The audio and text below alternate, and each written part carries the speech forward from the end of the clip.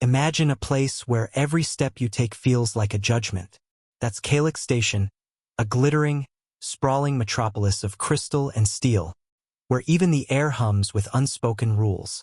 Here, a young woman, half human, half Calyxian, found herself in a daily ritual of quiet humiliation.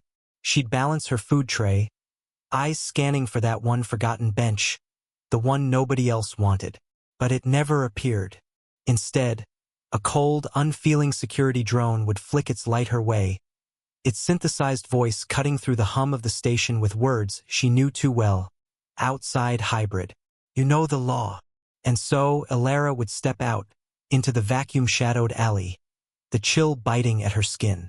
She'd sit on the cracked, indifferent stone, eating her meal while, just inside the panoramic window, others warmed their hands on cups they would never, ever share with her.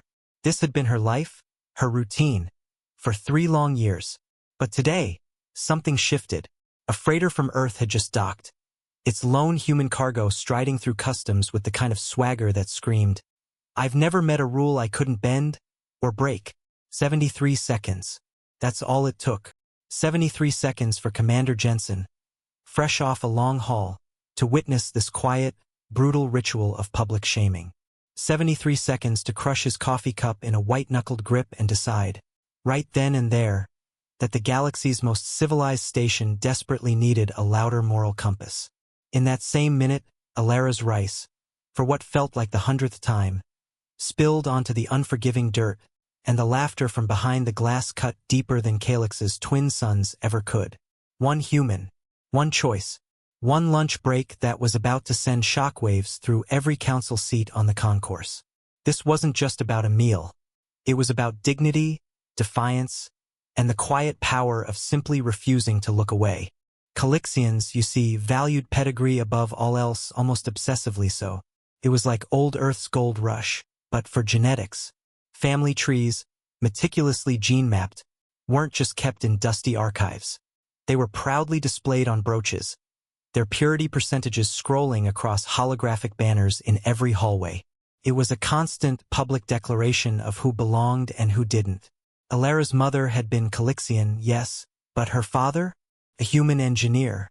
He'd stayed just long enough to teach her English lullabies, then vanished on a cargo run, leaving behind a legacy of unregistered primate DNA. And that, on Calyx, was a mark. Under station statute, any trace of it disqualified you from public amenities. Restaurants, parks, even the communal oxygen gardens, places most people took for granted. So, every shift, after clocking out of the maintenance bay, Elara would accept her ration card, her stomach a knot of resignation. She'd walk the long, silent corridor, enduring the gauntlet of stairs, to the exit panel that hissed open onto Backstreet 9V. There, she'd unfold her rust-scarred stool, a familiar weight in her hands, balance her tray on her knees, and try desperately not to look at the hazy silhouettes enjoying their meals inside. She'd tell herself the same lie, a fragile shield against the cold. If I just stay small, they'll forget me. They never did. Children, their faces pressed against the glass, would point and laugh, their innocent cruelty echoing the adults' unspoken judgment. Their parents would tug them away, but not before whispering the same chilling refrain. Don't pity the dirt blood, little one. Pity carries disease. 3 years of this had sanded her expectations smooth, leaving her with an almost zen-like emptiness. She didn't hate them anymore. She simply expected nothing. It felt like armor, a way to survive, until the day it shattered. This wasn't just a policy. It was a systemic expression of xenophobia, a deep-seated prejudice against anything deemed impure, especially human heritage. Commander Marcus Jensen. The name alone carried weight, a legend in its own right. This was the human who dragged a leaking tanker through a minefield to save a colony that, ironically, never even thanked him. This was the captain who'd once punched a Varaxian admiral for bombing a medical ship, a man whose moral compass was notoriously unshakable. He was the type of person who kept a faded paperback of the Old Earth Declaration of Rights tucked into his jacket, a constant, quiet reminder of what humanity should stand for. He stepped off the shuttle in civilian clothes, his registration tag still warm from the printer, and let his nose guide him. The smell of cardamom rice, a welcome change from 9 weeks of algae bars, pulled him towards the Grand Concourse Café. All he wanted was one simple pleasure, a bowl of real food on a ceramic plate, eaten while watching the traffic streak across the viewports. But what he saw instead was Alara's tray tipping precariously as the door slid shut behind her, sending rice scattering. Jensen froze. The muscle in his jaw twitched, a familiar sign, the same way it did right before a battle. He turned to the Calixian barista, his voice low, asking why the girl ate beside a trash compactor. The barista simply shrugged, a dismissive flick of the wrist. Hybrid policy. Dirt blood carries odor. Jensen's knuckles whitened against the counter. He'd promised himself, after years of galactic conflicts, no more wars. Not unless the universe started one first. And right then, watching that girl, it seemed the universe had just fired the opening shot. It was a stark reminder of humanity's often stubborn refusal to accept injustice. A classic humanity? Fuck yeah. Moment unfolding before his eyes. The rules were clear. Hybrids ate outside. But the rules didn't say humans had to comply. Jensen, with a quiet determination that belied the storm brewing inside him, bought 2 lunches. He tucked the second one under his arm, walked straight past the sign that blared, "No outsider consumption beyond this point," and pushed open the alley hatch. Alara flinched, the harsh scrape of metal echoing in the confined space. She expected guards, maybe a magistrate, the usual escalation of her daily torment. Instead, a tall man, sun-browned and weathered, with a smile that was a little crooked but undeniably genuine, set a tray beside her. Then, to her utter astonishment, he sat cross-legged on the oil-stained concrete, as if it were the most natural thing in the world. "Mind if I share the view?" he asked, his voice calm, utterly devoid of judgment. She stared, waiting for the cruelty to reveal itself, for the punchline, the sneer, the inevitable mockery. But none came. He started talking, just talking about the weather, about how recycled air always seemed to taste faintly of cinnamon, about how any rice always tasted better with company. She answered in monosyllables at first, her voice rusty from disuse.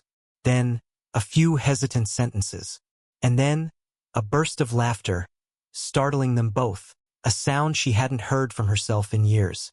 Inside, diners turned, forks pausing mid-air.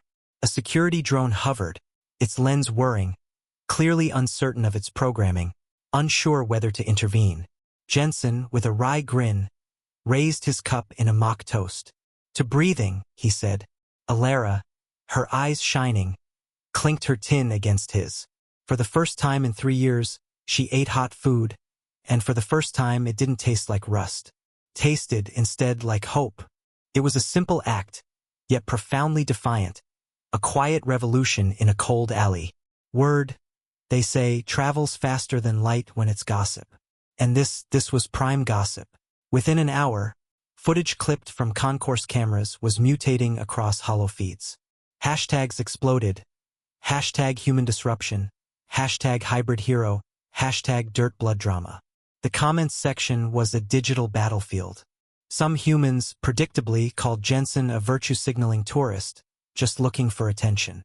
Others hailed him as the last honest soldier in a galaxy gone soft, a beacon of true humanity. Calixian traditionalists, naturally, demanded his visa be revoked, his presence an insult to their sacred purity. Even moderates, with hushed whispers, conceded that perhaps, just perhaps, mandatory alley dining was a tad archaic. Alara watched the storm brew on Jensen's tablet, a flicker of fear dancing behind her eyes. "They'll come for you," she warned, her voice barely a whisper. He simply shrugged, a calm, almost casual gesture. "They've been coming for you for years, Alara. It's about time someone stood in their way."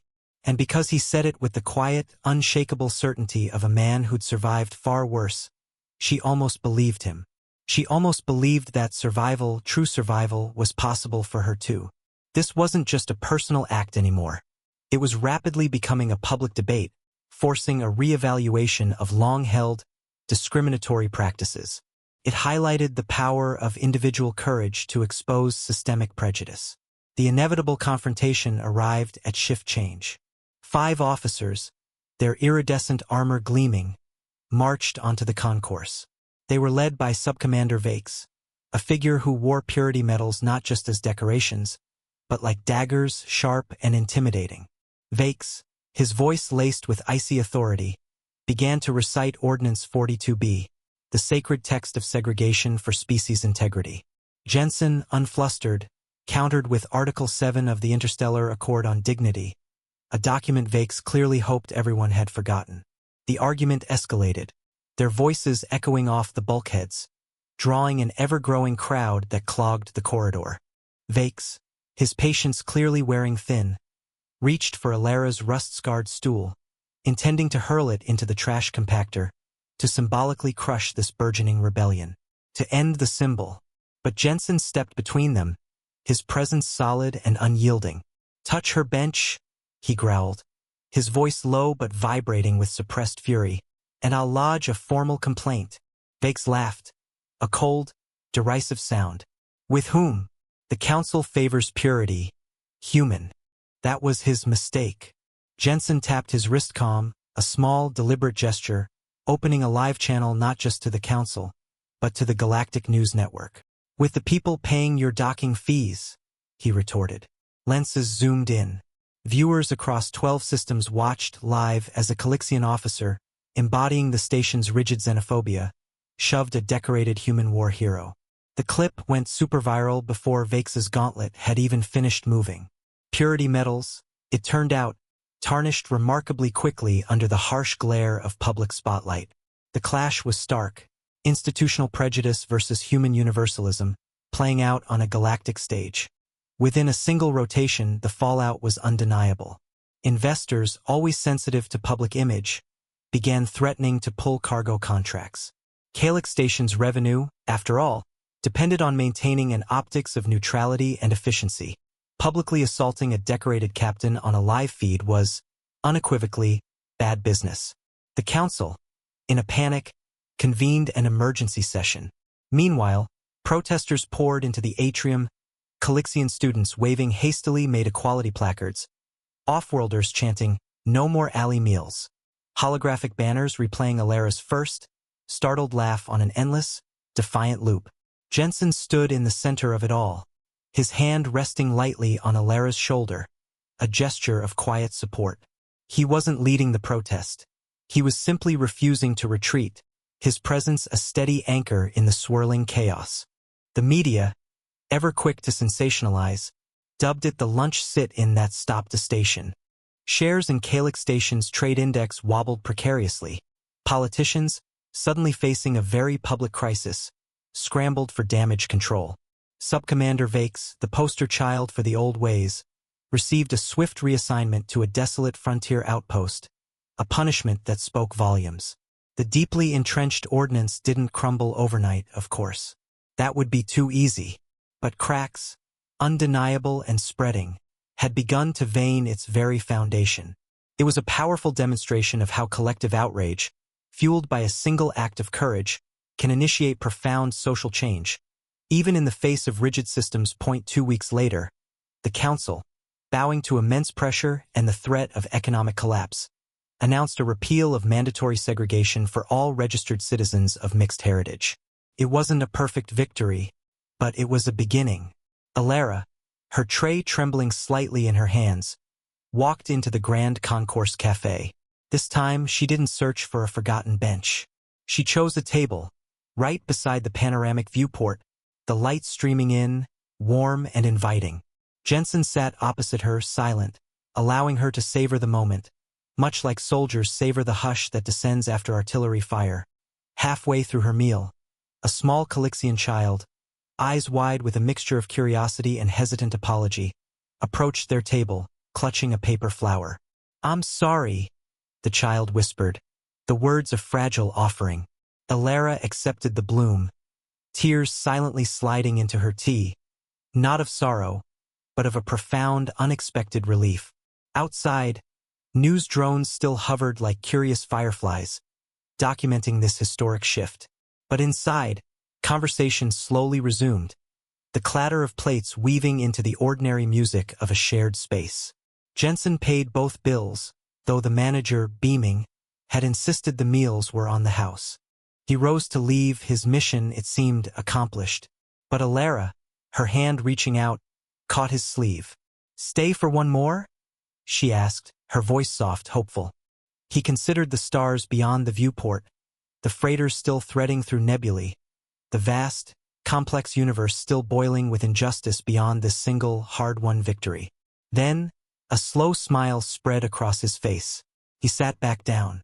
"One more," he agreed, "because sometimes, just sometimes, rebuilding the galaxy starts with something as simple and as profound as refusing to eat alone. If the story resonated with you, if it reminded you that decency only needs one pair of lungs and a backbone to make a difference, then hit that subscribe button. We've got more tales where humanity shows its best colors, proving that courage isn't just for battlefields. Drop a comment below and tell us, what's the moment you'd have stepped in, or perhaps walked away? Share this with someone who thinks one person can't shift the stars. We both know they absolutely can. Alara still works maintenance. Jensen still hauls freight. Their lives, in many ways, have returned to a rhythm. But on Calyx Station, a small paper flower now sits laminated at the counter of the Grand Concourse Cafe, a quiet monument. And no one, absolutely no one, eats in the alley anymore. The universe, we know, is vast, cold, and often terribly cruel.